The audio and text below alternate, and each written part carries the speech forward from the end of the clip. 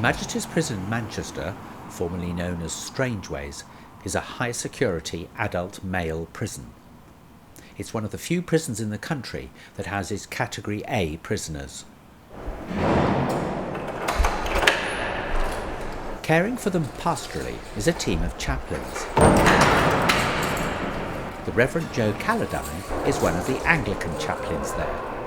Their first task in the mornings is to be briefed on new prisoners that have arrived overnight. We go on to see them, and quite often we're the first member of staff that they will see first thing in the morning. Partly it is to, it's pastoral, make sure they're okay, have they contacted their family, how they're feeling, particularly if they're new in. I think that's when reality really hits, that first night in jail. Okay, sorry to hear that. There are chaplains in a number of prisons across the diocese. The Manchester team is led by the Reverend Henry Martin. Myself or one of us will go along and see him. I manage a large team of several Christian denominations and also other faiths as well. We have imams, rabbis, Sikh minister, Hindu minister, all on our team, as well as a Buddhist chaplain. We had about 10 prisoners come in this morning.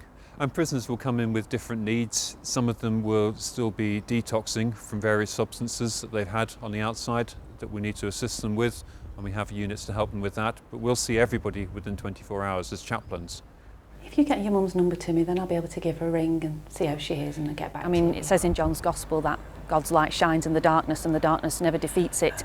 Wherever there is darkness and difficulty, I think it's all the more important that God's light is there to remind people that the darkness isn't absolute and that there is always light and hope and the promise of new life. At least he's in. Wanting to do confession. I talk to the guards and the officers here. I mean, from my point of view, and I think the rest of my chaplaincy colleagues feel very strongly, we're here for everybody in this prison. So our ministry is not just with the prisoners, but it's with the staff too. The Thomas More Chapel is central to their ministry, and a good number of inmates attend the services. Chapel does give people time to reflect, and also we do give them the good news of forgiveness, hopefully not in a pat, easy way, but in a way that helps people to face up to their God and his love, but also to their own circumstances and their own choices. There aren't any bars in the chapel building. When we take prisoners there, say to light a candle in the event of a loved one's death, I always point out that we could be in any chapel, in any church in the country. We offer them communion as part of our Anglican service, and as far as we're concerned, God doesn't put up any barriers between us and him, so we don't put up any barriers either.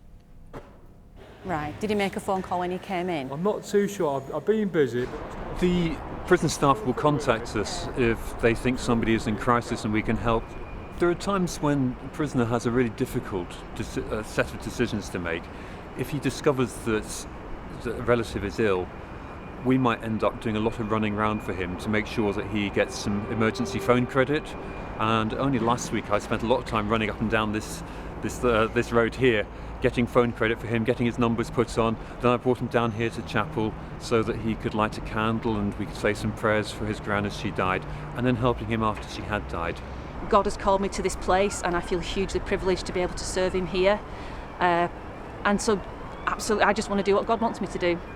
I have occasionally thought of other jobs, but whenever I think about it too seriously, I realise this is the place for me at this moment. I do have a spiritual director in the diocese, so I see him on a monthly basis and can talk through different bits and pieces. But also, you know, I've got vicars in the area who are close friends as well. Bishop Chris is great. I mean, he's a very great supporter of prison ministry anyway, but he's great. He will come in here at least 2 to 3 times a year, ask how Henry and I are getting on, but also wants to speak to prisoners, speak to staff, and he is very supportive. There's a lad who wants to do Bible classes. Right. Can't think of his name, just 1 minute. I believe a person is worth more than their worst action. And I think that's what Christianity is at its heart, is whatever we've done, we are loved by God, we are his children, we are unique, and that can't be taken away from us. And I think a lot of these men, without excusing them for their offences, have been brought up to believe they have no value. And if you can't value yourself, you're not going to be able to value anybody else.